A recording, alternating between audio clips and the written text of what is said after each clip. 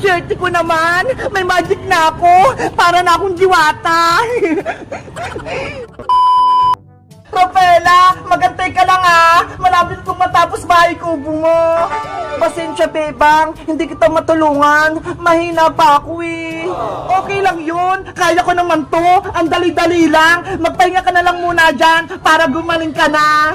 Kung nasa akin lang sana yung magic wand ko, may kapangyarihan ako, mabilis lang yan matapos. Rafaelang diwata, ano bang itsura ng magic wand mo para tulungan kita maghanap? Kulay pink yun, Iska. Tapos, sa dulo, may star. Ganito lang yung kalaki yun. Okay, alam ko na. Bebang, maiwan ko muna kayo dito Hanapin ko lang yung magic wand ni Rafaela. Sige, Iska, mag-ingat ka Tutulong din ako maghanap kapag naayos ko na tong bahay kubo ni Rafaelang diwata. Babalik din ako kapag nahanap ko yung magic wand. Alis muna ako Sana mahanap ni Iska yung magic wand ko. Huwag ka mag-alala, Rafaela. Mahanap din natin yun. Meanwhile, Magic wand, nasan ka na? Magpakita ka na sa akin para may kapangyarihan ako. Ano ba yan? Kanina pa ako naghanap ng magic wand ng diwata, pero hindi ko pa rin nakikita. Doon na nga lang ako maghahanap.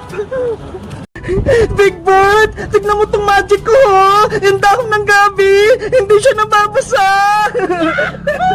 Ang galing-galing, para siyang lumulutang. Yo, ang galing ng tubig, hindi siya matapon-tapon. Hala, natapon na, wala na kaming tubig. Paula, gabi na, matutulog ka na sa baybayan mo. Diyan ka lang muna kukuha lang ako ng unan mo. Tut. Hello, Iska? Ay, may tumatawag sa telepono. Sino kaya yan? Hello? Sino to? Iska? La. Hala, payaso! Sino kaya mayari nito? Kawawa naman siya. Iniwan siya dito sa kalsada. Ang cute-cute pa naman niya. Bebang, ano yan? Princess, may nakita ko ritong aso. Tignan mo iniwan lang. Ayaw nga, ang cute na. Para siyang picture. Chuchu. Ay, Bebang, tignan mo may sulat na papel sa loob. Basahin mo, Bebang. Ito yung nakasulat. Alagaan nyo po ang aso ko. Ang pangalan niya ay si Perla. Kayo na ang bahala sa kanya. Huwag nyo siyang pababayaan. Perla pala yung pangalan mo. Kawawa ka naman. Iniwan ka na. Princess, tayo na lang kaya mag-alaga kay Perla para may bago na siyang titirahan. Sige, Bebang, ampunin natin siya para may bago din tayong pet. Perla, uwi ka na namin sa bahay Tara, Princess, dali na natin siya sa bahay. Ayos, may bago na kaming aso. Bilis, Princess, uulan na, mababasa si Perla. Wait nga ka.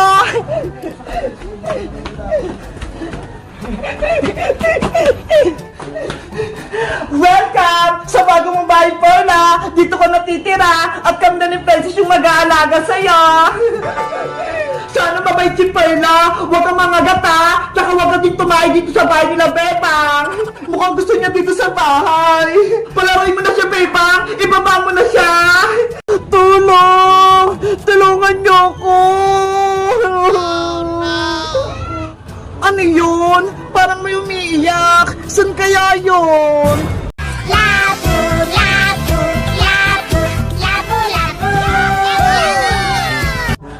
Bebang, naririnig mo ba yun? Parang may kumakanta.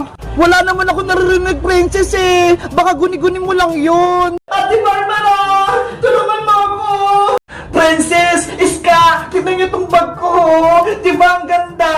Wow! Napalit na yung malit mong bag, Bebang! Oh, Princess, kasi hindi kasya yung mga notebook ko dun Sobrang liit. Eto naman naman yung bag ko, folder lang, pero kasi yung magamit ko sa school. Ikaw, Princess, nasaan yung bag mo? Charan! Ito ho! Ano? Kaldero? Grabe naman, Princess! Pati ba naman dito sa school, magdadala ka ng kaldero? Kasi nagmamadali ako kanina eh. Imbis yung bag ko yung mabitbit ko, eto kaldero yung nadala ko. Anong laman yun ang kaldero mo, Princess? Patingin! Charan! Kanin tsaka sardinas! Ito yung uulamin ko! Wow! Ang sarap naman yan! May sardinas! Diba? Mas maganda magbaon ng kanin sa school para mabusog ka agad! Ikaw, Bebang, anong baon mo? May 20 pesos akong baon. Binigay ni nanay sa akin. Kaya bibili ako sa kantin mamaya. Ako din, bibili na lang ako sa kantin. Huwag na kayo bumili sa kantin. Bibigyan ko na lang kayo. Princess, kakain ka na. Ang aga-aga pa ha. Gutom na ako, Bebang eh. Tsaka, wala pa naman yung teacher natin. Kaya kakain muna ako.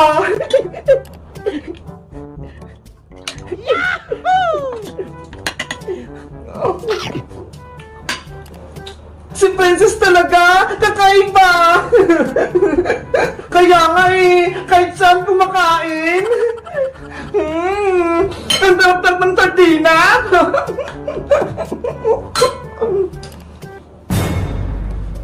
Princess, Iska, paparating na sa teacher.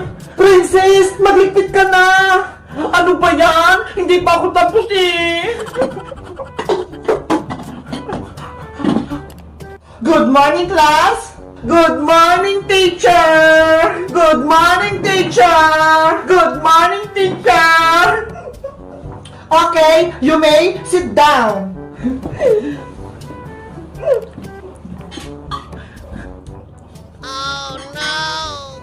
Bago tayo nag-start ng klase, gusto ko munang ipakilala ang sarili ko sa inyo. Ako nga pala si Teacher Laila, ang advisor nyo, Grade 3, Section B. Teacher Laila, kayo po ba'y nasa ML? Hindi ako yon, ibang Laila yon. Ganun po ba? Parehas po kasi kayo ng pangalan eh. Okay, class, kayo naman magpakilala sa akin. Pero, ang gusto ko, i-drawing nyo muna sa bond paper ang maging pangarap nyo paglaki nyo. Naintindihan nyo ba? Apo, teacher, naintindihan po namin. Yari, wala akong lapis at bond paper. Ikaw kasi, kaldero yung baon mo. Princess, hiramin mo muna itong lapis ni Mateo. Wow! Ang laki naman ng lapis! Higanti! Ito naman bond paper mo, Princess. Dito ko mag-drawing. Thank you, Iska! Thank you, Bebang! Huwag na kayong maingay. Mag-drawing na kayo. Apo, Teacher Laila. Ano kayang pangarap ko paglaki? Hindi ko pa alam eh. Ako, gusto ko maging doktor paglaki ko. Ikaw, Bebang, paglaki ko, gusto ko maging teacher. Kaya yun yung i-drawing ko. Ay, alam ko ng pangarap ko paglaki. Ano kayang i-drawing ni Princess? 1 hour later. Class! Tapos na ba kayo sa pinagagawa ko? Opo, teacher! Nag-erase na lang po ako!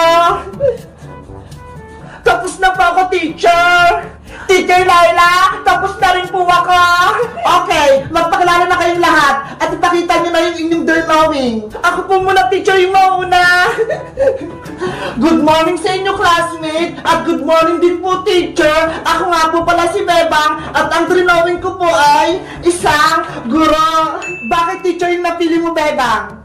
Pangarap ko pong maging teacher para maturuan ko yung mga bata magsulat at magbasa. At syempre, turuan ko din po sila ng magandang asal. Very good, Bebang. Umupo ka na. Thank you, teacher. Next. Good morning po, teacher. Ako nga po pala si Iska at ang drawing ko po ay isang doktor. Pangarap ko po maging doktor kasi si Lola may sakit, gusto ko siyang mapagaling, pati po yung mga ibang tao, gusto ko rin po silang gamutin para mawala yung mga sakit nila. Very good din, Iska. Thank you po, Teacher Laila. Princess, ikaw na! Ako naman po si Princess. Ang pangarap ko po ay maging tindera sa kantin. Bakit naman tindera yung pangarap mo, princess? Para po kapag nagutom ako, marami po akong kakainin, libre na, at hindi na ako magbabayad. Ano? Diba? Maganda yung pangarap ko, bebang. Kain na lang ako ng kain sa kantin. Si princess talaga. Pagkain natin may isip. Kayo guys, anong pangarap nyo maging paglaki nyo? At may bago na din ba kayong teacher? Anong pangalan niya? Mag-comment lang kayo. Bye-bye! Nani Bebang! Nani Bebang! Oh, princess anak! Bakit ka umiiyak? Eh kasi po, Nay, sa Aling Iska, kinuha niya po yung pera ko pagbiling mantika. Ano? Kinuha ni Maring Iska yung 50 pesos? Bakit daw? Pagbayad niyo daw po yun ng utang sa tindahan. Marami daw po kayong utang sa kanya na hindi niyo pa nababayaran. Grabe naman si Mari. Kinuha pa yung pabiling mantika. Hindi tuloy ako makaluto ng favorite kong banana Q. Paano na po yan, Nay? Gutom na po ako. Gusto ko na kumain. Yari, wala tayong ulam. Hindi tayo makakaluto, princess. Nay, gutom na po talaga ako. Wala po ba kayong pagkain dyan? Ay naku si princess, gutom na naman. Ang laki-laki kasi ng tiyan. Naya, si Kuya Boyong, inaasar niya na naman ako. Boyong anak, huwag mo nalukuhin yung kapatid mo. Gutom na nga siya eh. Opo, Nay. Kuya Boyong, maghanap pa ng pagkain ko. Gutom na talaga ako. Sige, wait lang. Kukuha ko ng ulam mo, princess. Nasaan na kaya yun? Pokok, pokok, pokok. Ayun, may palakang bukid. Pwede itong ulamin. Kuya Boyong, ano yan? Princess, nakahuli ako ng palaka. Ito na lang ulamin mo. Ew! Ayoko niyan! Palaka! Kadiri!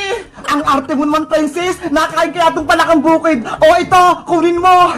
Ah! Palaka! Si princess, natakot. Nay! Si Kuya Boyong! Tinatakot ako!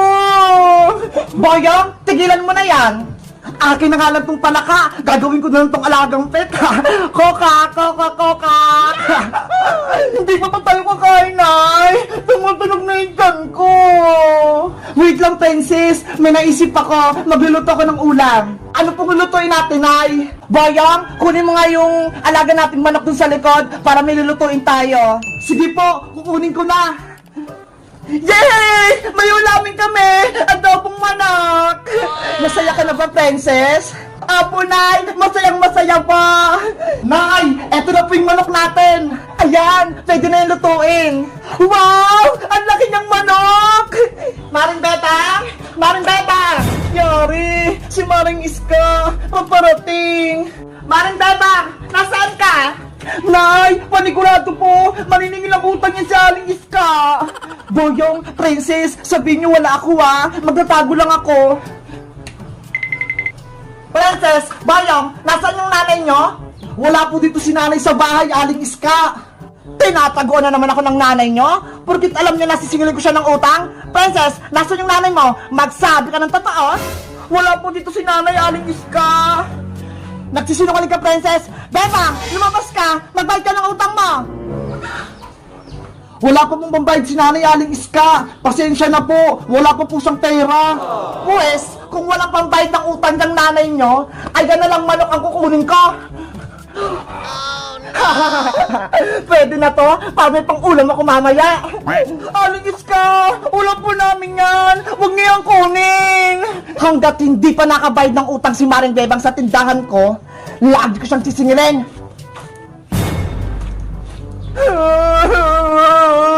Wala na kaming manok! Wala na rin ako pang ulam! Tahan na, princess! Huwag ka nang umiyak! Kawawa naman yung mga anak ko! Guys, sa tingin nyo, paano kaya ako makabayad kay Maring Iska ng utang? Mag-comment lang kayo para sa part 3! Bye-bye!